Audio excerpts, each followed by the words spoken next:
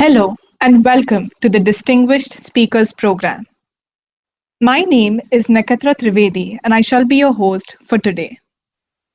As some of you may have heard, the Association for Computing Machinery, also known as ACM, is the world's largest computing society. ACM has initiated a trademark program called the ACM Distinguished Speakers Program, wherein renowned technology leaders and innovators share their insights on a broad range of interesting topics and subjects, and therefore truly presenting the wider community out there with a plethora of ideas and unparalleled knowledge. As a member of the National Institute of Technology, Karnataka, ACM Student Chapter, it is my honor and privilege to welcome our esteemed speaker, Dr. Ingmar Weber. Incidentally, this is the first edition of the program to be hosted by the ACM NITK chapter. Now, before we dive right into the talk, I would like to take this opportunity to introduce Dr. Weber while giving a brief about his impressive profile. Dr. Ingmar Weber is a German-born computer scientist. He is currently the research director of the Social Computing Group in the Qatar Computing Research Institute, QCRI, for the Hamad bin Khalifa University in Doha, Qatar. He is very fond of data crunching and is exceptionally skilled at using interdisciplinary research to look at what online user-generated data can tell us about the offline world and the society at large. He actively works with sociologists, political scientists, demographers, and medical professionals, as well as with UN agencies and NGOs in the data for development space. His main areas of interest are international migration, gender disparities, wealth inequalities, and population health. His work mainly encompasses using online data to study a ton of things, boiling down to population behavior. As an undergraduate, Dr. Weber studied mathematics at the University of Cambridge, graduating in 2003. He then went on to obtain a PhD from the Max Planck Institute for Computer Science at Saarbrücken, Germany. He has held covetable research positions at Microsoft Research Cambridge, École Polytechnique Fédérale de Lausanne, and Yahoo Research Barcelona. Dr. Weber is a prominent senior member of ACM, IEEE, and AAAI, and also serves as an ACM Distinguished Speaker. He serves on several program committees for top-tier conferences in the domain of web data mining and social media analysis, including AAAI, KDD, WSDM, ICWSM, WWW, as well as on the editorial board for Frontiers in Big Data, Social Networks Analysis, Mining, and other journals. Starting in 2021, Dr. Weber will also be the editor-in-chief for EPJ Data Science. He has been a prominent participant and speaker at major conferences. It comes as no surprise that he has published over 100 peer-reviewed articles, and his work is frequently featured in the popular press. Some of Dr. Weber's latest projects include lifestyle disease surveillance, using Facebook ads to measure the urban-rural divide, using Facebook interests to improve crime rate predictions, and quite interestingly, how to make a pizza. Along with his contributions to the world of computing, Dr. Weber is also the father of a 3-year-old and loves to travel, both for work and for participating in many athletic events. While on the go, he revels in clicking photographs, especially underwater while snorkeling. He has grown to enjoy endurance sports and has participated in many marathons, triathlons, and ultra-triathlons. By now, I am sure that the audience is fairly well acquainted with our guest today. The title for today's talk is Tapping into Advertising Platforms for Remote Social Sensing. Before we begin, I would like to remind the viewers that we will be having a Q&A session with Dr. Weber following his talk, so please stay tuned for the same. Dr. Weber, I would like to hand it over to you now. Yes, hello. Greetings, Earthlings. I come in peace. Usually I would love to be there in person. I mean, because I really like, more personal and informal presentations. So I apologize that this needs to be, remote. but hopefully during the Q&A, we'll have a chance to exchange ideas a bit more directly. Thanks, Niketra, and thanks for the whole team for giving me the chance to present my work. First, just very quickly, just a mention of ACM. So as mentioned, that's the Association for Computing Machinery. That's the biggest professional organization of computer science worldwide. So, if you are working in computer science, definitely consider joining. And then, as was already mentioned, they have this program for called Distinguished Speakers Program, and I kindly appreciate their support for this lecture. The work that I'll be presenting is done with a number of other people. I just have the pleasure of presenting on it, but some of the people at QCI that have presented to this include Ferda, Jisun, Joao, Masumali, and Reham. But then there are also many, many other collaborators at UN agencies and NGOs. So for the full list of contributors, I would point you to the references of the corresponding papers. Okay, so what is the topic of this presentation? It's about remote social sensing, but let's first talk about what is remote sensing. So remote sensing, I'm just lazily copying, pasting the Wikipedia, so don't do that as a student in your work, but I have the luxury of doing this. So remote sensing is the acquisition of information about an object or phenomenon without making physical contact with the object, and thus in contrast to on-site observation. Right? So you're trying to get information about an object from a distance, right? And so typically this is done through satellites or aircraft. So let me give you some example of what sort of traditional remote sensing is, right? So for example, here I'm showing a video of a glacier sort of. So, it's not really a video; it's a snapshot of. It's a sequence of snapshots, right? So this is a satellite imagery that was taken in 1972, and then 1973, etc., sort of. So it makes a movie, and you can see how this glacier, which I believe is in Alaska, this particular one, has melted, right? So this is the glacier, right? And so you can see this is melted, making way for the lake that sort of also remains, right? So this is one example of remote sensing for monitoring ecology, right? Here's another example that looks at deforestation in the Amazon, again, using satellite imagery, right? Where so these dark green areas, this is healthy rainforest. Here, this little yellow line is a river, and these sort of lighter patches are areas where already deforestation has taken place. Right? And you can sort of see how from 2000 to the year 2000 to year 2017, more and more deforestation has happened, in particular close to the river, because you need to get the wood then also out. You first need to get into the area and also get the wood out if it's the wood that you're after. And this is already an example where you could see it's a bit political, right? Because now it's harder for countries such as Brazil to deny that deforestation is happening, right? Because anybody, like I can, just download satellite imagery, from my office and can actually sort of prove that deforestation is happening, right? So this is already something that we come back with in my sort of presentation, right?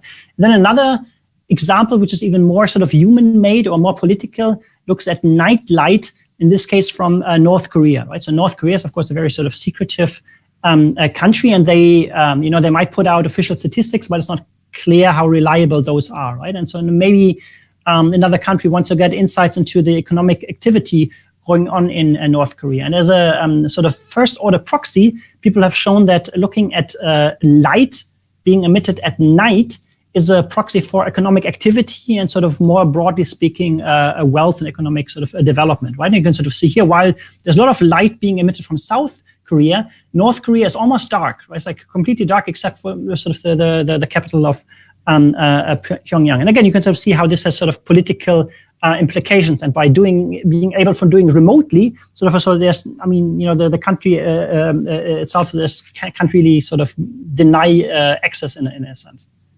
So this is traditional remote sensing. So what is now remote social sensing? Well, it's basically the same, but the thing that you're studying is not a glacier, it's not a rainforest or sort of so, but it's society at large, right? Or other sort of social phenomena, right? And what you're sort of replacing with is basically typical on-site surveys, right? Rather than just going to people or studying them or putting up cameras or something or sort of so, you do it from a distance. And so here, the typical data sources, they include satellite imagery, right? In a sense, the last example related to economic development could be seen as remote social sensing, but also you have tools such as, Google Trends, Twitter, And then I will talk about advertising data in this particular presentation. So let me explain the type of advertising data that we are using in our work.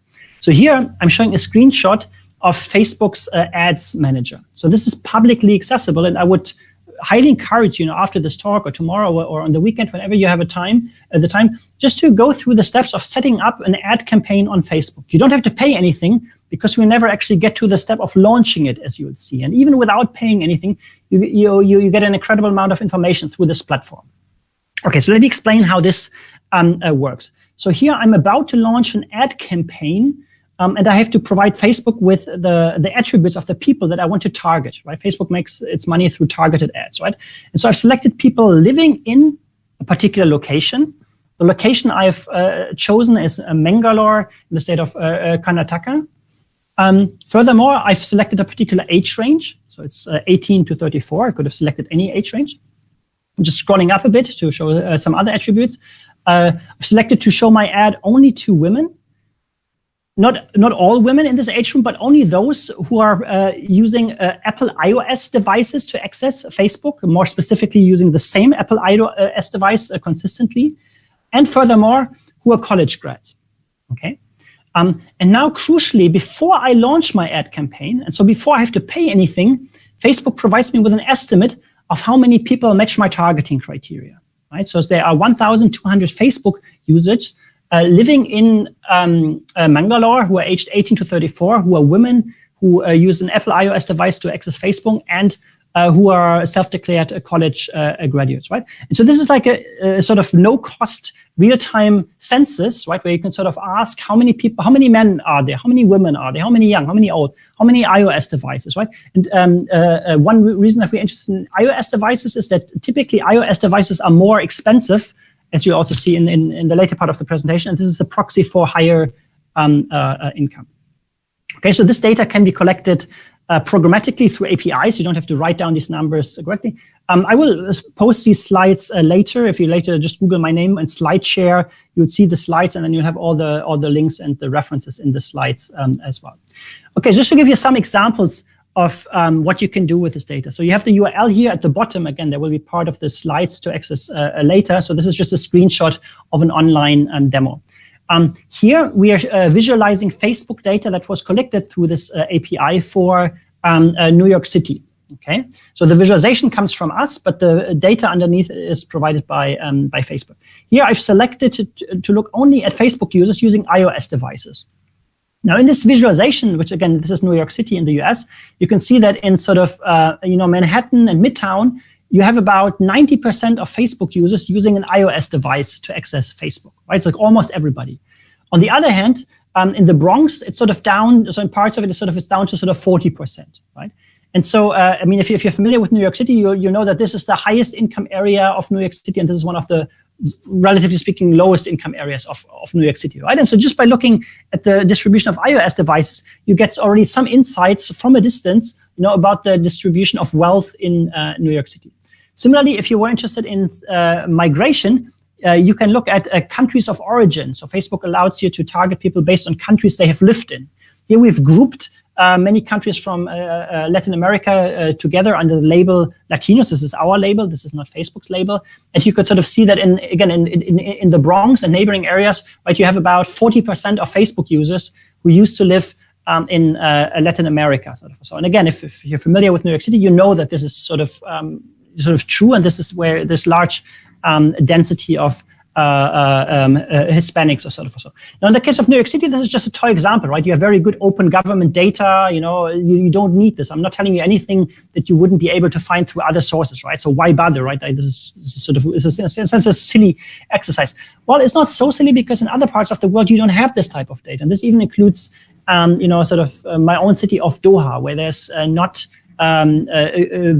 open government data so at this sort of resolution, right? And so here I'm showing a similar sort of visualization where we're looking at people who used to live in Nepal, who, according to Facebook, are almost all men using Android devices, also fairly young, and they're in the industrial area. Now here, you have to just trust me that this is sort of true, that this is really where a large density of people from Nepal can be found, right? On the other hand, people such as myself, from Western Europe. I mean, I'm talking to you, from here right now, not coincidentally. I can bring over my wife and family, so it's roughly gender balanced, and we have more iOS device users than Android devices. So again, from a distance, you get insights that there's probably very different lived experience, right, of these different nationality sort of groups. So what is it that we want to do with this type of data? Again, here I just showed you sort of two fun examples or sort of so, but that's not the point, right? Most of our work tries to fill data gaps, and in particular on development indicators. And I'll try to make this a bit more concrete later on. And so what's the problem with existing development indicators? So first, they're often slow, right? So a lot of data is linked to a census. So in India, the last census was done in 2011. So next year, there will be another big census in 2021, right? But at the moment, a lot of data that's being used, right, for planning or sort of so is 10 years old, right? And that's in a sense already like a good case, because in some cases even there are countries who haven't done a census in like 40, 50 years or sort of so. So speed is one aspect. The other is coarseness, right? So what do I mean by coarseness? So in many statistics, you have one data point for like a whole state in the India case, right? But like a state such as Uttar Pradesh has about 200 million people, if I'm not mistaken, right? I mean, that's more than most countries on this planet, right? So what does it mean to have one number for 200 million people, right? I mean, that's by definition pretty meaningless, right? You need something that's much more spatially fine-grained, right? And then another aspect is aggregation, not just by space, but also demographic groups. Even if you look at a small village, right, sort of so, that's fine, right? That's pretty actionable, right? Maybe say 1,000 people or so. But the experience among those 1,000 people might differ by different demographic attributes, in particular by gender, right, sort of so. And so typically, or often, I should say, these aggregators are not disaggregated by gender or age or education level, etc. Sort of. So again, you're sort of you just have a single aggregate average value, which might not reflect the reality of many people. So what we try to do is we sort of try to combine different data sources. I mean, here in particular, advertising data to improve recency, right? So can we do something like maybe before, after COVID-19 to improve granularity, right? Can we look at subnational variation, but also other types of segregation, for example, looking at different dimensions of gender or age. So in this presentation, I'll just talk about 3 examples or sort of or so, looking at mapping poverty, monitoring international migration, and tracking digital gender gaps in particular. Okay, let me dive right into the first example. So this is a joint work with UNICEF, a data science startup called Thinking Machines based in the Philippines, and contributors from the World Bank. So the goal, what we're trying to do in this exam, so basically we're trying to predict, or I should say rather map, I mean, not predict the future, but sort of map the present in terms of wealth distribution, in this case, across Philippines and India, but conceptually, anywhere in the world. So the setup for this sort of work is as follows. So for some locations, we have sort of like data we trust, and I'll explain in a second where that sort of comes from. But that's not for the whole country, right? It's not a census. It's just sort of some sampled locations where we have data we trust, right? So then we would sort of extrapolate. We'd like to extrapolate from the locations where we have trusted data to other locations, right? So we want to build a model that sort of looks at the locations where there is, good data, understands what's going on there, and then extrapolates to other locations where there is no ground truth data. Of course, for locations where there is no ground truth data, we can't we cannot evaluate our predictions. So in the end, we can only evaluate our predictions for the locations where we have ground truth data, but hopefully if we can predict those locations, then we also have some trust in the other locations. So it starts with sort of ground truth data that's used for training. In this particular case, we're using data from the Demographic and Health Surveys program. That's something that USAID sponsors. So here we have data from 2 countries, so from the Philippines and India, that comes aggregated at the cluster level. So a cluster is basically a set of about 40 households, right? So they're supposed to be representative for that location. So in the case of India, the data includes 28,000 clusters. So this means 28,000 locations. In the Philippines, it's 1,200 sort of clusters. For every cluster, for the households in a given cluster, they would ask household members a bunch of questions related to asset ownership. Right, so basically, how much stuff do you have? I mean, do you have a fridge? Do you have running water? Do you have a mobile phone? Do you have a motorcycle, etc. Sort of so, and then all these sort of responses get compiled down into a single wealth index, right? Sort of so basically, the higher the wealth index, the more stuff people have in a given location, and the lower the wealth index, the less stuff. And then there's no particular unit on it. It sort of goes from minus infinity to plus infinity, with 0 being the average. This data was collected in the Philippines in 2017, in India 2015 and 16. So you can already see even this data is already a bit outdated, but that's the best data there is, for better or worse. Now the Facebook data we collected is a bit more recent, right? So this is already one of the challenges, right? There's sort of like temporal mismatch, right? Like ideally we wouldn't have that, but again, that's the best we can do. So we have Facebook data from 2019. Just a bit more details about the data. So the data itself, even though it's ground truth data, it's not perfect, right? So first, it's just a sample. So that means that, just a sampling noise, right? Like if you only, sort of sample 10 people in a location, right? That there's just a noise. It depends on the sort of 10 people you get. And so based on a sort of bootstrapping approach, we estimate that, the ground truth with itself only correlates or only explains about sort of 96% of its own variance due to a sort of sampling noise.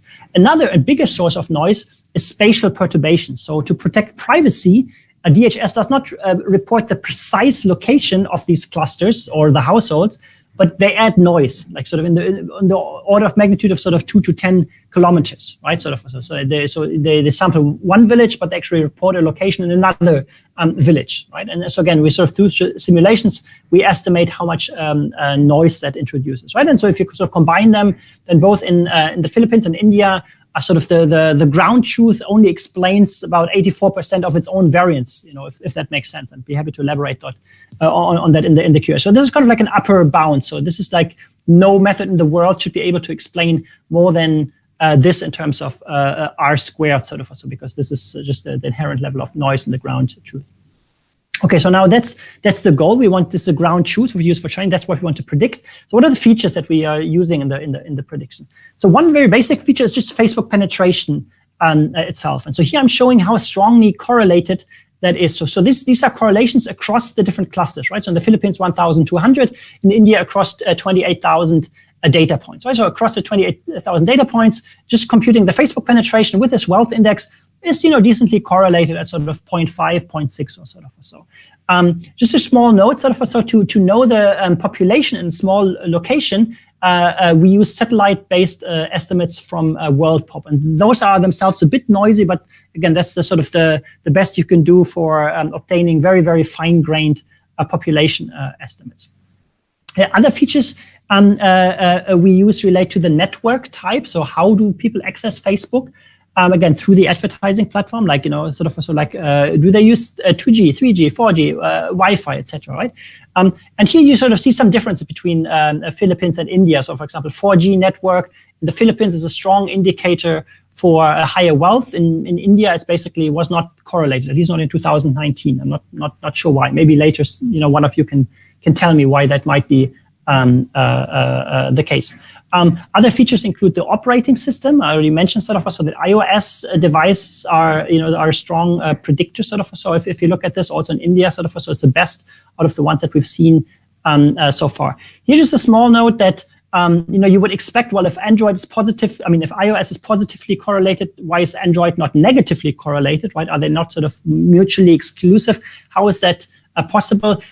That's what you would expect, but it turns out that not all phones, or at least not all users, are one of the two. So there's a large number of Facebook users who are neither. So those are either people who have several devices, right?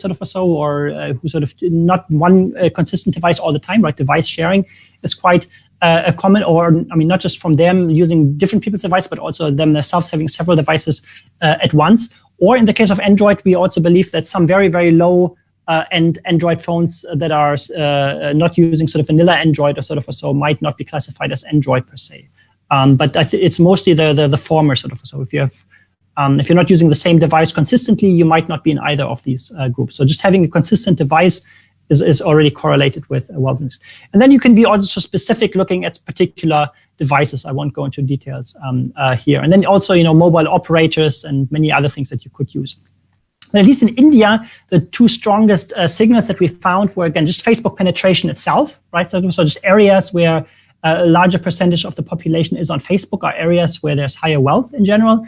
And then similarly, areas where of the Facebook users, a larger percentage are using iOS devices are areas where there's higher wealth. And then in the Philippines, there are a few others, like in particular Wi-Fi usage. It's quite strong. So those are the features. So now again, the basic sort of game is a sort of like a regression setup, right? So we know the ground truth Y in some locations. We have these Facebook features X to help us predict them, and then we try to find a function that does this, right? So there are many different regression methods you could try, and we tried sort of different ones. In the end, the one that worked best were gradient boosted regression forests, where you basically have this ensemble of different regression trees, and you average their prediction to get a single value sort of. And this worked better than linear methods again, but this is a priori. You could try other methods as well. And again, this was fitted and evaluated using tenfold cross-validation, so all fairly standard. Again, there's a reference if you wanted to play with those methods yourself later. Another important thing, that's the data. Now we can, I could jump to the results, but it's also important to know what's the sort of baseline, right? It's not that before we came along, there was nothing out there that you could possibly have addressed this. No, that's silly, right? There's always something that you could do, right? And one very simple something that you could do is you could just interpolate using nearest neighbors, right? So again, assuming you have good data for some locations, but not for the rest of the country, well, just look at your nearest neighbors and just say, okay, if you know the value for these three locations, just say the one in the middle is the average of those three, right? And therefore you could trivially cover the whole country, end of story. And that actually works already fairly well, So here I'm showing, depending on if you're averaging your 1 nearest neighbors, your 3 nearest neighbors, 5 or 10 nearest neighbors, right? So in the case of India, right, so you get a Pearson correlation of about 0.8, or that would map to 64% of variance, right? Just knowing your neighborhood. Not your literal neighborhood, but let's say a 20 kilometers away or something, or maybe even 100 kilometers away, is very, very predictive of your location, right? So that's the baseline, right? And then you can add to this baseline by now you also know additional things about this location from Facebook, from population density, and other things. Okay, now finally some results. So let me walk you through this table. So every row corresponds to different feature set, right? So for example, the first row is this baseline that I mentioned, where you just average across your neighbors, right? And the next row looks only at the Facebook features, right, including the Facebook penetration. Then there's the third row, which I have not explained here, is just population density, right? Just plain and simple, even that, right? Just typically urban areas have higher wealth, rural areas have lower wealth, and just knowing population density is already predictive of wealth, right? And then there's this regional dummy or right? For example, India is a fair, each state is, it's like a federal nation, right? You indicate in states, and so maybe the laws and regulations in states differ, and so the patterns might differ across states, right? Or maybe also the geography somehow differs, and maybe a mountainous state is very different from one that's closer to the coast, And so you have this regional dummy indicator, similar for the case of the Philippines, right? And so, how well does it work? So this is the baseline. Let's say the first column. Again, the first column alone, as I mentioned already before, does quite well in India. You explained about 65% of variance, which is better than Facebook alone, right? Again, Facebook alone, at least in India, does not do as well as its trivial baseline. In the Philippines, it's different. It's the other way around, right? But then if you combine everything together, you do quite a bit better than either of those two, So both in the Philippines and India, right? And this is, of course, like a recurring theme in data science, right? Of course, the more features you have, typically, the better a model you can train, in particular if they're meaningful features, if they're not just noisy features. Now, one of the things that you can do with this, you can try to disaggregate, right? So this is not something that is harder to do with models based on satellite imagery or other things, right? And so you have a model that just looks at Facebook penetration and at the device types, etc., to make a prediction. But now you apply that model to subsets of the Facebook users, right? You look at, okay, now let's look at just at people with a self-declared university graduates, right? What sort of devices do they use, right? Versus people who do not have a self-declared a university degree, etc. Right? And so now you can, so here again, each data point is one of those 28,000 locations. The color indicates the number of Facebook users, which more or less maps to sort of blue being rural, red being urban, sort of. So not exactly, but sort of think about it sort of that way, right? And now on the upper left part, I'm showing sort of predictions for people who self-declare to have more than a high school degree, and typically so their predicted value is higher. Or areas where you have more such people, they have a higher predicted value than areas where you have less educated people, right? And that sort of might make intuitive sense and sounds very plausible, right? But again, you sort of can't do this as easily with other data sources. And it would be interesting to see what's going on here in these locations where sort of people without a university degree seem to be or are predicted to be financially better off. But at least this is overall plausible. Now I'll show you something that's not plausible, right? Or to show you the limitations of this, right? You can do the same thing for gender, okay? So you just look at the predictions separately made for women, separately for men, and sort of so, and then you plot them on this plot, right? And now you'll see that, oh wow, this is actually interesting. Almost all the points are close to the diagonal, right? So that means, okay, India has achieved gender equality, everybody has the same access to wealth, right? And that's probably not true, right? Sort of so at least if you look at data from like the Global Gender Gap report, sort of so, India is ranked 149th out of 153 countries in the report in terms of gender equality on economic participation and opportunity, right? So what's going on here? Like, it's what's driving this sort of so, right? And one clue comes from these blue points here, right? So these blue points are again mostly rural areas, right? Where in particular in rural areas, of all places, women are predicted to be better off than men, right? Which is just absurd, sort of, right? And so what's driving this is the so-called Jackie Robinson effect. Okay, so who's Jackie Robinson or sort of so? As you can see from the picture, he's an African-American baseball player, and he was the first African-American to make it to the major league in the US, sort of, so I think in 1947, right? And for him to make it as an African-American, despite all the systematic racism and hurdles, etc., sort of so, he had to be exceptional, right? If he was just an average baseball player, he would not have made it, right? It was just the hurdles were too great, right? And so if then, after he made it, right, you were to look at all the African-Americans in the league, you think, wow, all African-Americans are exceptional at baseball, right? Well, those that make it despite all the hurdles are, right? So similarly, what we observe in India and other countries is, right, so that especially in rural areas, those women who are on Facebook, right, despite all gender biases or so, they are exceptional, right? They will have higher devices, they will be better educated or sort of. I mean, they're a small minority, but they are exceptional, right? And so if you use a different feature for the model, this becomes clear, right? So here you're seeing the predictions for a model that uses only the Facebook penetration and nothing else, right? So you saw that the Facebook penetration itself was already like a decent predictor, right? And now you will see that, okay, in every single area, basically the Facebook penetration among men is higher than among women. And so the predicted value for men would be higher than for women, right? And so this is probably closer to the truth. Right? And this relates to model accuracy versus bias, right? Like sort of, so for in the gender non-disaggregated setting, this other model is much better, but it leads to these sort of biased outcomes, sort of. So whereas maybe this model might not be as good in terms of overall accuracy for certain tasks, but it's probably less biased, at least for this particular task. Okay, let me just be mindful of time. Okay, so then let me go on to the next example of sort of remote social sensing. So now it's in the setting of monitoring migration. In this case, it's related to the Venezuelan exodus. And this is joint work with UNHCR, UNICEF, and an NGO called IMAP.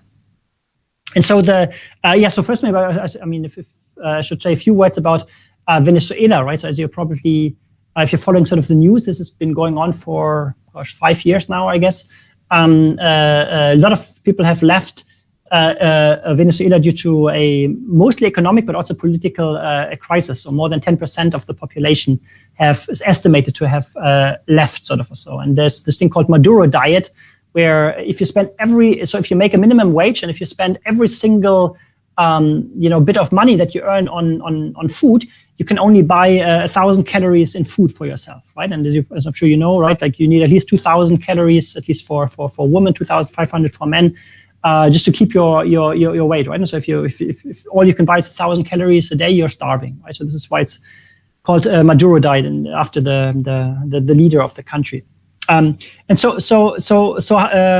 lot of people are leaving, and we want to have better estimates for the migration and refugee flows. And so what we're using here is Facebook data, where we're looking at the number of people who lived in Venezuela, sort of down here. And so this is described by Facebook as people who used to live in Venezuela who now live abroad, right? And then similarly to what I showed before, for a given area, this is in this case in Colombia on the border with Venezuela, we would get an estimate of how many young men are matching these criteria, right?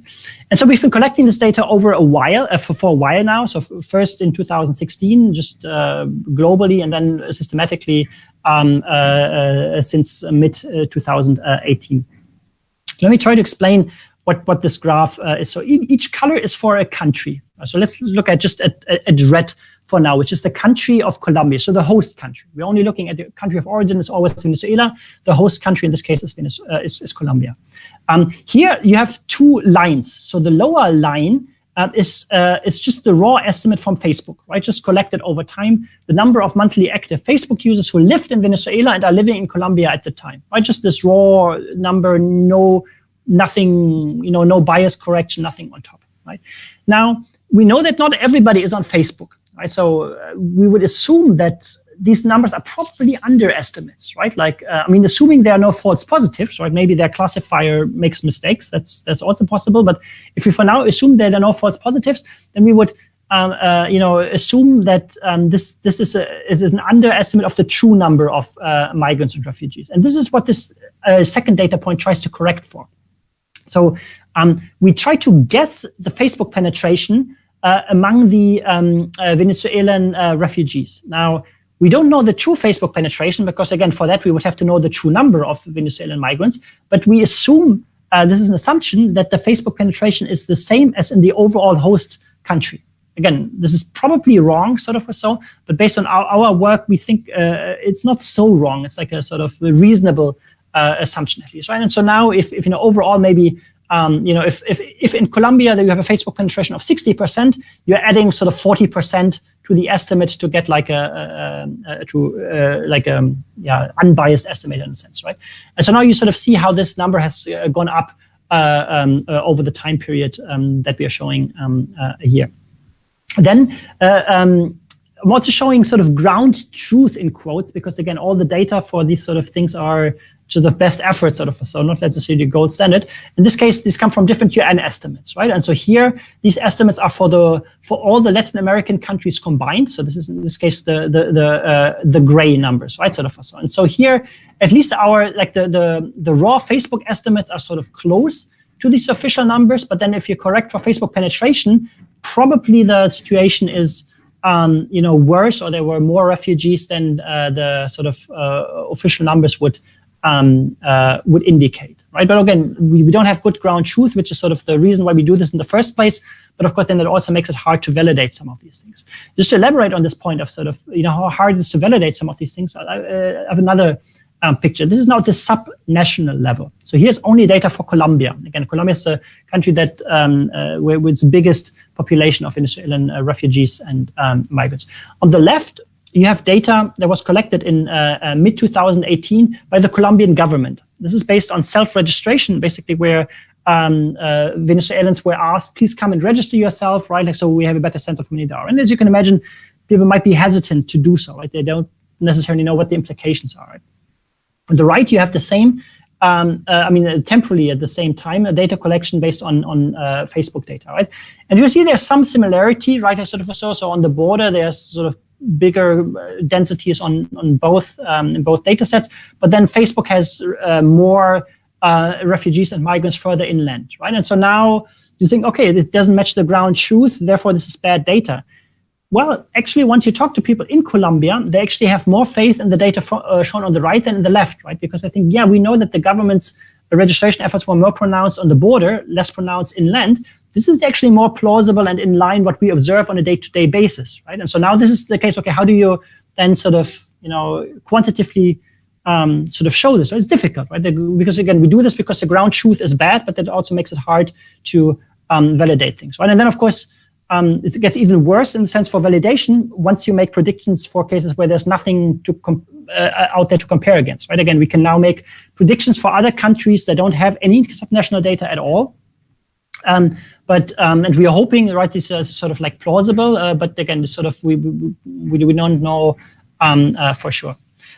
One other thing that you can do with this type of data is not just counting how many migrants or refugees are likely to be found in a particular area, but you can look at their socioeconomics, right? So now we're sort of linking it back to the first part, right? You can look at, well, what sort of devices do migrants in different parts of the world use, right? And so basically for this, we train a simple prediction model that looks at data from the 15 host countries that I'm sort of showing here, like sort of Mexico, Panama, Argentina, etc., and that predicts country-level GDP per capita using just the iOS device feature, right? Like so put simply, like countries where you have a higher percentage of iOS devices being used are countries with a higher income or per capita income, right? Sort of so on. And so now you have this simple model, and now you apply this model just to the subpopulations of the Venezuelan, migrants and refugees, right? Sort of. And you think, okay, based on this simple model that looks just at the iOS type, that's all it does. It's just a single feature. We think that people in Roraima, Brazil, who's basically in the jungle, are worst off in terms of predicted per capita income, which is sort of the scale on the Y.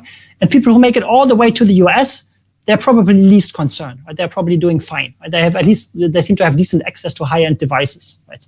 And now there are some variants you can try, and no matter which variant you try, at least these three groups seem to be stable, right? I mean, the error bars are, I should include this here, but they are certainly too big to argue that Venezuelans in Mexico are doing better than in Panama. No, this is too noisy. But we are quite confident that this group is sort of more, let's say, financially secure than this sort of group down here. And again, that's sort of something that's hard to do, especially from a distant using other data sources.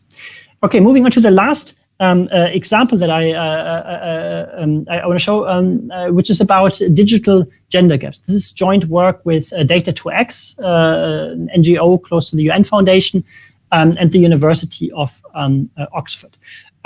Here there's a website that I would invite you to have a look at later. It's called digitalgendergaps.org.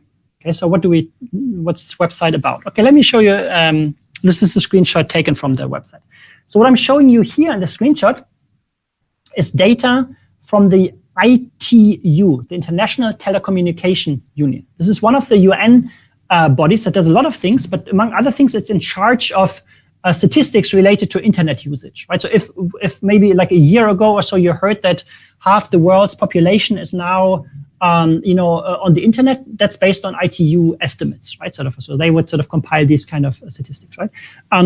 Now here we're looking not at total number of internet users, but we're looking at the female to male ratio of internet users, corrected for the offline gender balance, right? So for example, here in Doha, there are just far more men than women. And so, yeah, there are also far more internet users, male internet users than female internet users, but that's as expected, right? You always have to correct for this.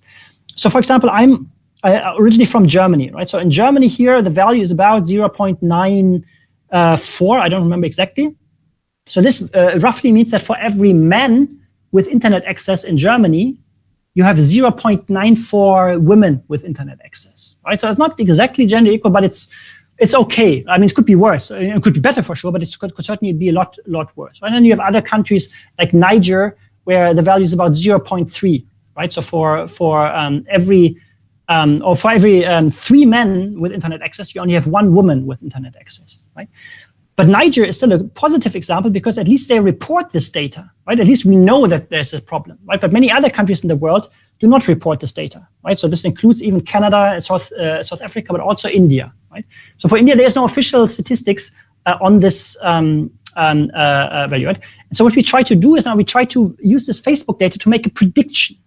So what you're looking at here is this is now a prediction, right? So this is now a model that's trained. It's trained on the data that you saw, right, as a sort of ground truth data to make predictions to fill these data gaps. Right? And so it uses the female to male ratio of Facebook users to make a prediction for the female of male ratio of internet users. And so now we would sort of predict that for every man online in India, you have 0.63 women online. Actually, this I should update this. This is, I think, has now gone up to 0.64. I think if you go to the website, you have a more recent estimate, sort of. So that's slightly improved since then.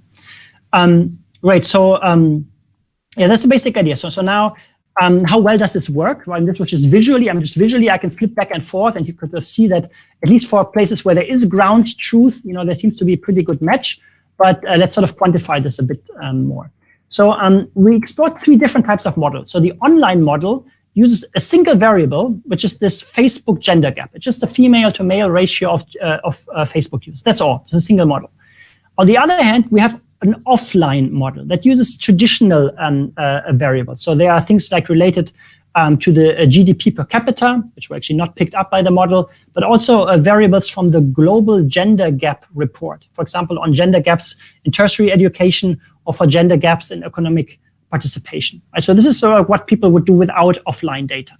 Okay, and in the middle, you have a model that sort of combines the both feature. And not all features are selected by a model. There's a feature selection done here automatically, but theoretically the model could use all. And then it chooses the Facebook variable and chooses some other variable. So the Facebook model alone gets an adjusted R-square of sort of 0.69, so about sort of 70% of explained variance, which is not bad again for a single variable model. And it does sort of quite well in terms of number of countries it can make a prediction for. So 152 countries. And this, we could make even more predictions, but for some cases, the Facebook user counts are so small that we don't feel comfortable. Right? So this is more our imposed threshold. The offline model doesn't do quite as well, but it doesn't do horribly. It's but it also not available for as many countries because these offline indicators, again, there are data gaps. They're not available for so many countries. If you combine the two, you do even better. You get close to 80% of the variance, which is again very, very respectable, But now the number of countries you can predict drops, right? Because now you're requiring 2 data sources to be available. And so the total number of countries you can make a prediction for is sort of smaller than any one of them. But the prediction quality is the best of any of these models, right? So now it depends, right? Like if your country is in this overlapping set, then choose this model. And again, the interface will allow this if you go to digitalgendergaps.org. If it's not in the intersection, maybe you just go to the online only model to see the data. Other things that you can do that are sort of even harder to do with traditional data, right? Is you can look not just at gender, also at age disaggregation. So here, this is now every data point across the whole world. Across the total Facebook population, and shows just the female to male ratio, right? So this means that among the youngest users, so this is age 13, for every boy online, you have 0.9 girls online, right? And then for the 24-year-olds or something, it drops to 0.65 women for every man, right? And then interestingly, the oldest age it goes up again, right? So this is still something we are looking at why what's going on here? So maybe just older women have a higher need to stay in connected to my family. I communicate a lot with my mother online or so maybe that's what's driving this. But again, this is something hard to do with traditional methods.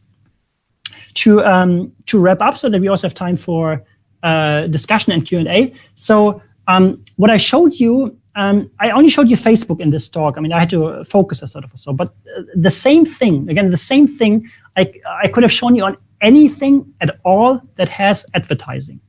Again, anything at all that has advertising has a platform like this. Could have been LinkedIn, could have been Twitter, Snapchat, Google. Internationally, it could have been Weibo in China, could have been Contact here in in Russia. Again, I'm not sure. Maybe there's a very specific Indian social network that offers targeted advertising. If they offer targeted advertising, they will have a platform like this, right? So again, you can do this, for on any platform that might be of interest to you, not just Facebook. Using this, you get real-time estimates. I mean, not real-time. Sometimes people who work on to-the-minute real-time traffic estimates. No, it's not like this minute the car just passed and now there's traffic jam. No, it's not that real-time.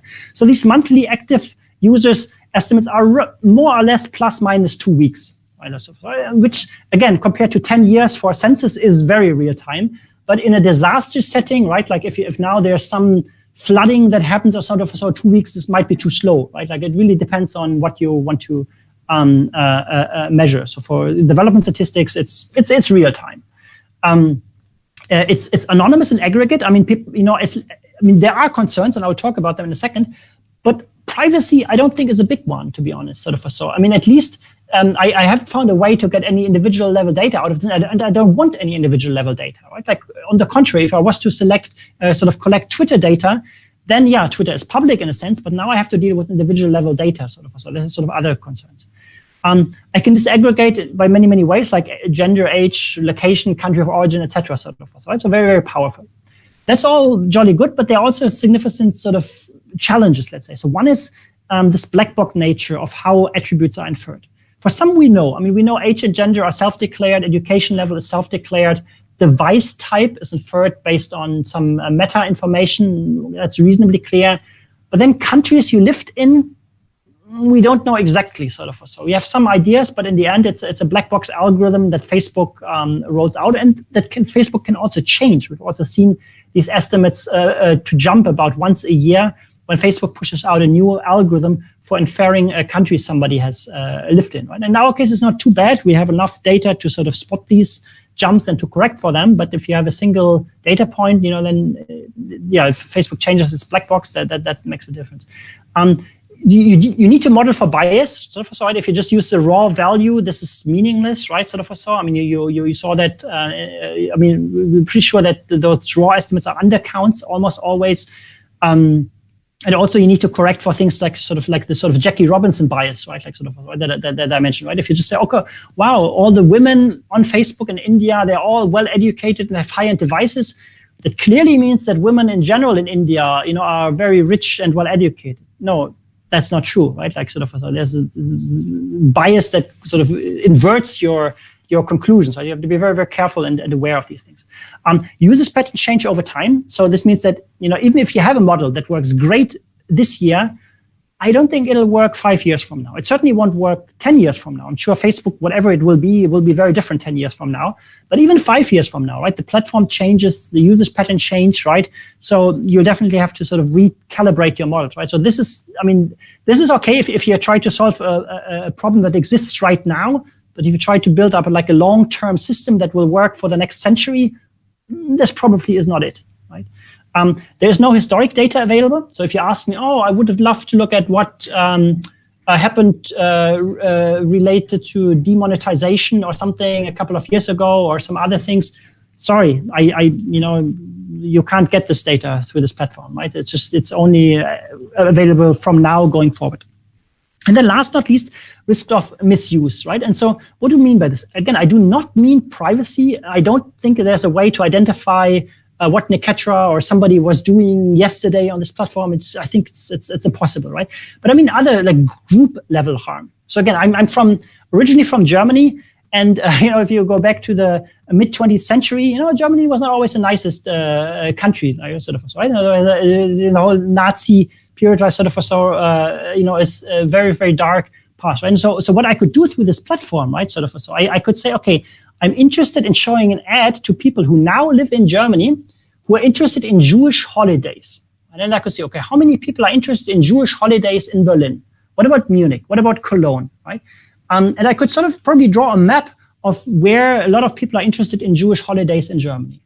That makes me very queasy, right? That makes me uneasy, right? And again, I'm currently, with the current government, I don't think there's any risk of this data being abused by the government, right? But in other settings, you can't rule that out, right? Like, for example, people ask me, you showed me whether Nepali are in Doha.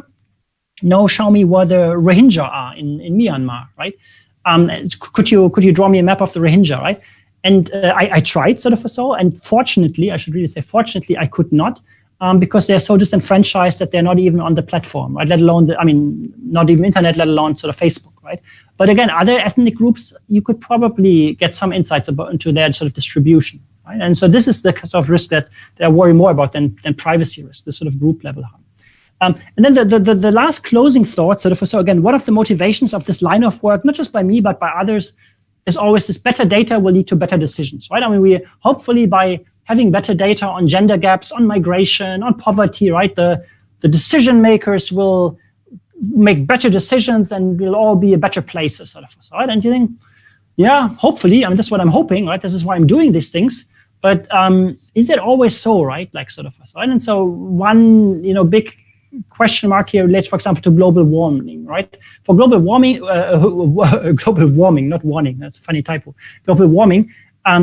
I mean, we've known about global warming for a long time, right? So it's not lack of data that kept us from acting, right? There's other sort of things, right? And so if we just have even better data on global warming, that's what will make us act. I don't think so. It's not lack of data, right?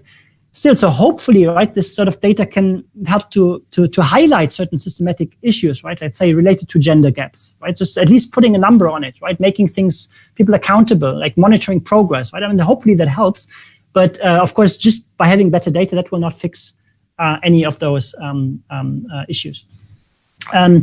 That's all from my side. Again, I know there's Q&A sort of, so also if you don't get a chance to ask a question in the Q&A, feel free to send me an email later, or there are references on my on my website. I don't have the SlideShare link here, but if you just Google my name and SlideShare, I will upload the slides there probably tomorrow after fixing typos and other things. Thank you very much. I'll stop sharing and I'd be happy to answer questions. Thank you. That was truly very informative, and it gave a very clear insight into the correlation between digital data and global studies. Thank you, Dr. Weber. Now let us kickstart the Q&A session. The viewers are highly encouraged to type their questions in the stream chat box, which will then be asked to Dr. Weber. In fact, we already have a few questions ready for you, Doctor. Manuel, who has attended the session with us, he asks, what is the smallest geographical unit available from Facebook ads? The cluster size for India seems pretty small, about 50 households. Are you able to get data with this kind of geographical precision? So that's Manuel. Yeah, it's a good question. Let me answer. So the smallest geographic unit depends a bit on the country that you're in. So in the US, everything's most advanced in terms of their targeting capabilities. So there you can drill down to a zip code, right? I mean, I showed you this map for New York City, sort of, right? Which is fairly small, sort of, so. Or if you don't want to use zip codes, you can provide a latitude, longitude, and a 1 kilometer radius. So that's the small. So 2 kilometers diameter, 1 kilometer radius would be the smallest, sort of, so. In other countries, it depends. I think in India, if I'm not mistaken, I think also 1 kilometer radius was supported. I think, but in some other countries, I believe in Kenya, I think the smallest radius is 10 kilometers. And I think the difference in smallest targetable radius depends on the uncertainty that Facebook has in its geo-inference, right? I mean, basically, it tries to map you using IP address or the name of the Wi-Fi network that you're connected on, or if you have geo services enabled, of course, it knows your exact latitude and longitude. And I think it's just their infrastructure or their confidence in the estimates is better in the US and other countries, and maybe not so good in other countries. Talking about the DHS clusters, so the sample size is 40 households, right? Of course, but this is drawn from a population that could be much bigger, right? Sort of so this is let's say it's my typical. It's of a similar sort of size, let's say like a kilometer in radius or something, right? And so in an urban area with a kilometer radius, you'd have tens of thousands of people, sort of, living there, sort of, right? But again, they only sample sort of things. We can't map it exactly to that level due to this noise that I mentioned, sort of. So again, they add the DHS data is spatially perturbed, so they don't report the true location, but they add noise between sort of 2 and 10 kilometers. So even if we could pinpoint it to like on Facebook sites, so an individual household, we wouldn't know which household to pinpoint to, right? Because the sort of the ground truth data has been perturbed. And then the last comment, apart from the geographic targeting, the main limit is the smallest number of users you can target, right? So, for example, if you look at how many people who used to live in Germany, who have a PhD, who like running, who are parents, again, that's another attribute you have, who are married, who are blah blah blah, right? Live in Doha and are interested in computer science. I mean, there aren't that many, like, right, sort of, right? And so then Facebook will basically say 1,000 or less. So the 1,000 is the smallest targetable unit, right? And so that more often than spatial resolution gets in the way, right? So if you talk about something very, very like, especially in rural areas, right, sort of, right? So in rural areas, to have 1,000 Facebook users, you often have to cast like a wider net to get to that level. Thank you. And now we have the next question from Stefan. He asks, the last few years in India witnessed the boom of cheap data, greatly enabling Facebook. What techniques were employed prior to this boom? And what do you see as a reliable source in the next few years? So this is from Stefan. What techniques were employed prior to the boom? So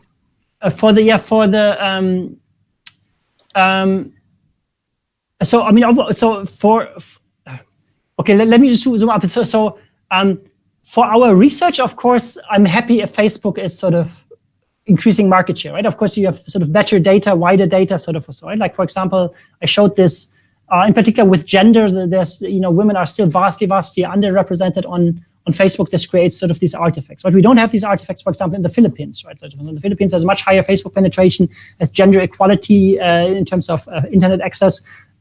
So there we don't observe this. So just the growth is good for our research. If it's good for the world, I'm not sure. Like, sort of, right? I'm not saying that Facebook is necessarily a force for good in the sort of greater world, or sort of, right, due to misinformation and also other things like WhatsApp, that are part of Facebook, sort of, and how they've been used in elections, not just in India but elsewhere. Is a question. Anyways, but just a side note, right? I don't want to be seen as an advocate of please all use Facebook, sort of, right? I mean, it's good for my work, but I still feel conflicted. What was you before? So you can do a lot of things with satellite imagery, right? So I mean, so you have satellite records that go back to at least the 70s, maybe even longer. Not necessarily high resolution, but you can definitely look at the urban development of India in satellite imagery, where you see, okay, now there was no electrification at all here 20 years ago, and now if I look at it from night, it's all glowing bright, sort of, right? And so that again, that's not just a couple of years, but a couple of decades that you can sort of use that data. If you want sort of digital data sources, you can do a lot of interesting things with things like Google Trends, right? Sort of, where you have sort of aggregate information about Google searches, like how search pattern changed. Are people now searching more for issues of gender equality than they did 5 years or even 10 years ago? I mean, Google has been around for quite a while, so that could be another data source if you're more interested in digital data. Yeah. Anyways, maybe I'll stop there. All right.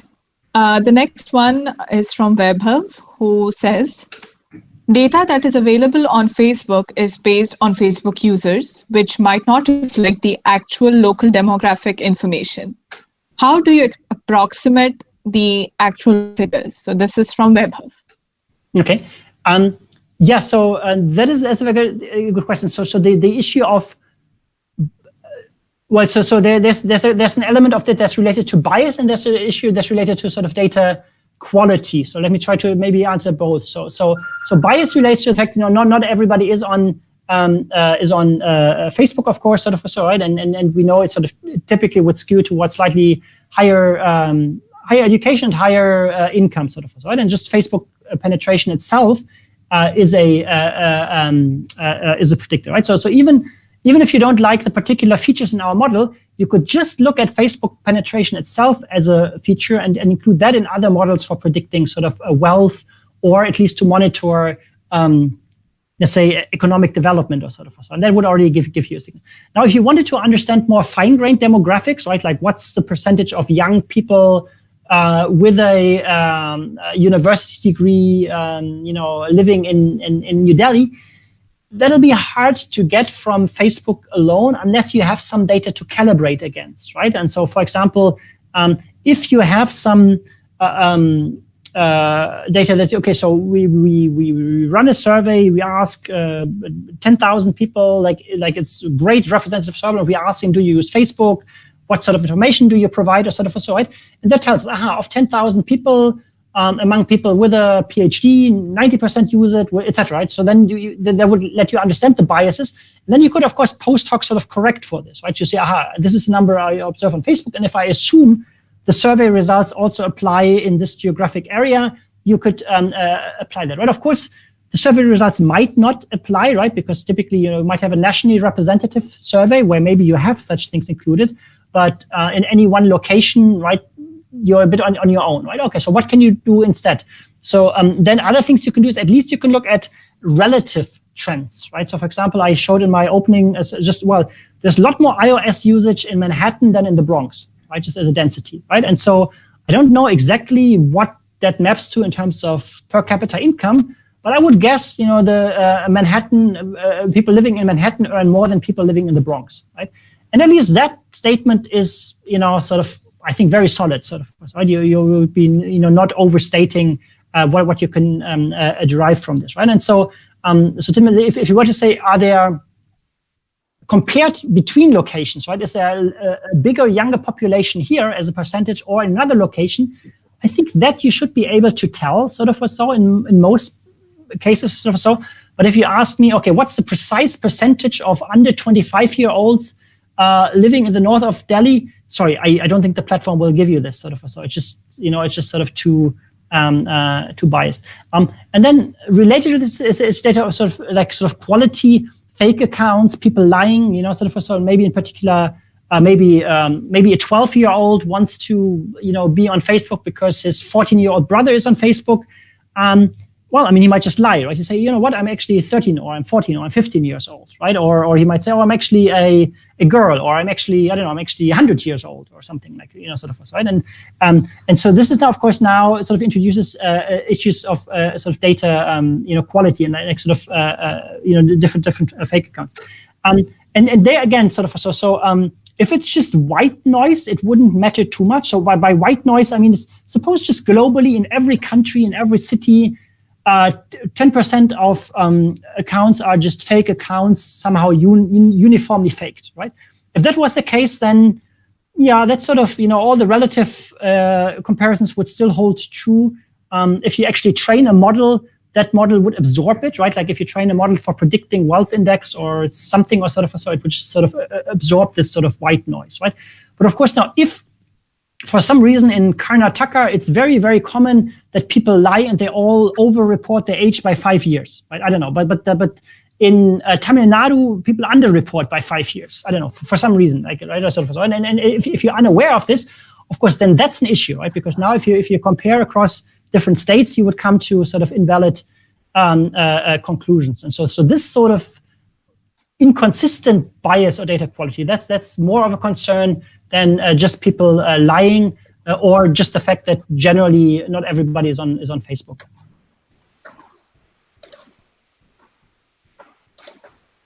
Okay, so we have the next question from Soumya Brata, and he asks, what has been one of the most challenging problem statements that you have worked on, and how did you resolve the issue? So that's from Soumya Brata. I like the question, sort of, so and just to zoom out, because just recently we had a discussion on sort of science Olympiads or sort of math Olympiads and what we think about it, sort of, so, right? And to me, I still feel conflicted about those Olympiads. I'll get to the questions in a second, but just to, right? So in those Olympiads, what you get trained really, really well at solving puzzles, right? But not a problem. So let me try to explain what I mean by puzzle versus a problem. Like a puzzle is, you have like a well-defined sort of toy project, like a math problem. Like, you can just forget the whole world around it. So you just have this little paragraph itself contains everything you need to know, right? That's everything is there. Nothing else in the world matters, right? Sort of so. And that's great. And it takes a lot of, skill and intellect and practice, sort of to solve those puzzles. And you have to be creative at it. So certainly creativity is involved, right? But to me, a problem is something else, right? Like sort of, so a problem is more sort of complex, right? It is sort of, it's bigger, it's more societally relevant, right? It involves connecting dots that you might not a priori connect, like across sort of disciplines and sort of talking to different people, or like sort of really understanding sort of things, right? And so, as such, just coming up with a good problem formulation is often harder than solving the problem, right? Because there's just so much that goes into figuring out what is actually the problem, right? It's not just this abstract, math formula definition. That's never the problem. I mean, again, that's if you're just solving like a math equation, that's great. It's difficult and it requires skill, but you're not solving like a problem, at least in my humble opinion, sort of as well. So okay, so now getting back to the question, I'm not sure if there's one certain thing, but certainly the issue of migration data is more complicated than I thought, sort of. So when I first approached it, I thought, oh, this is just a puzzle, right? It's just a missing value puzzle, right? You have some known values and others you have to impute, and you just train a model and you impute the missing values, and now you've solved, all the issues of international migration data, right? And you can go home early that day, right? And it turns out, no, that's not the real problem, right? And the real problem relates to many different things. I mean, one just sort of data quality, that's just the ground truth, is very messy, right? Then it relates to issues how political data is. Often there's not one number that's true and everything else is false. So numbers are used differently for different purposes, right? So for example, the UN, broadly speaking, in most countries, right, is a guest at the host nation, and broadly speaking has to just take the values that the host country gives at face value, right? If India says that's how it is, then that's how it is, right? There's sort of little questioning of this because they're guests, like, so again, it's a diplomatic operations, right? Sort of. And so similarly, if Colombia says this is how many migrants there are, then that's how many migrants there are. That's the end of story, right? Like, sort of so. That's what they have to say officially, right? However, when they talk to donors, right, like they say to help this, they can say, you know what? Okay, let me take you to a side. Okay, now just between the two of us, let me tell you what we really think is going on. Right? And they might tell you like a completely different number, right? Like so there's not the official number, sort of, right? And so because again, the different numbers can be used for different purposes by different sort of people, right? And so that's, for example, one of the things that was not as apparent to me when I sort of started. It's just how political all this, all the data is, not just in this case of UN, but sort of broadly speaking, right? And sort of so, and that makes the whole problem formulation. It's just one level of complexity that's added to the problem formulation. But so it's not a very crisp answer, so I can't give you like one particular instance, but it's just to illustrate that there's a lot of complexity that goes into the problem formulation. All right. We have a follow-up question from Manuel. His first question to you was, what is the smallest geographical unit available from Facebook ads? The cluster size for India seems pretty small, about 50 households. And are you able to get data with this kind of geographical precision? And now he has a follow-up question. And he asks, did you check whether features derived from population subgroups, for example, male or female or age basis, could yield better results for prediction than features derived from the whole population? That is a good question. And we've tried this for some cases. So for example, for example, okay, when it comes to predicting these internet access gender gaps, again, so at the end, we want to predict internet access gender gaps across the whole population, right? And then we thought, okay, maybe we should only look at young adults, or maybe only older people, right? Maybe they have a stronger signal, right? Maybe if you tell me what's going on in the age group of 50 to 60, that is the strongest signal than telling me what's going on in the total Facebook population or something, right? And so we definitely looked into this. We considered this, but at least in this particular instance, that turned out to be not the case. So it turned out that looking at the whole Facebook population is the best signal for looking at the whole internet population, which wasn't a priori clear, sort of. So, and it's still a bit surprising because we were thinking maybe younger people are somehow more predictive. When it comes to the wealth index, I'm trying to. I think we might have looked at that. So let's say, just do young people have iOS devices or do older people have iOS devices? I don't remember if. I think we looked at it, and again, it turned out to be not predictive. But I don't want to. I'd have to look at the results myself. So anyway, certainly it's an empirical question. Certainly it's worth addressing. And I think it might differ depending on the particular use case you have at hand. I could imagine that in some use cases, subgroups are more predictive than the total. But at least as far as I remember, in those two cases, it was always the total that was most predictive. All right. The next question is from Ankit, and he asks, can you tell us about the time you made a pizza in a very unconventional way using generative adversarial networks? I can at least tell you a bit about the background of that project. Of course, that's a now completely unrelated project, nothing with Facebook. This is a joint collaboration with MIT CSAIL, in particular with Antonio Torralba, who's a computer vision expert, which I'm not. I'm not a computer vision expert. So we actually started collaborating 5-6 years ago, sort of. So we were interested in studying food images, but the original motivation actually came from social media, sort of. So again, I've been doing different social media studies for a long time, right? Also related to population health, right? And there we were interested in what sort of insights can we gain into population level diets by looking at social media, right? Like basically, sort of, do you people post a lot of food images on Instagram, and obviously they're very, very selective, right? So the selection biases will be enormous, but it's just something that we can learn about, sort of. So, like, for example, if healthier images are more popular or less popular, or does it depend on maybe healthy images are very popular in areas with low obesity rates or something like this, sort of. So that was sort of the broader framing, and we've done some work on that. Again, you'll find some references on my on my page. And that it just eventually that sort of led to different explorations of what can we do in this sort of space of images, sort of. So, right, like, sort of. So what operations can we apply to? Can we automatically generate recipes, for example? At least understanding recipes is then linked to understanding ingredients, sort of, right? Sort of. So if you just show me a picture, can I infer the recipe, like how it was cooked? Because again, that would have health implication. But then also kind of the other direction. If you just give me a recipe, can I sort of generate the cooked image, or sort of.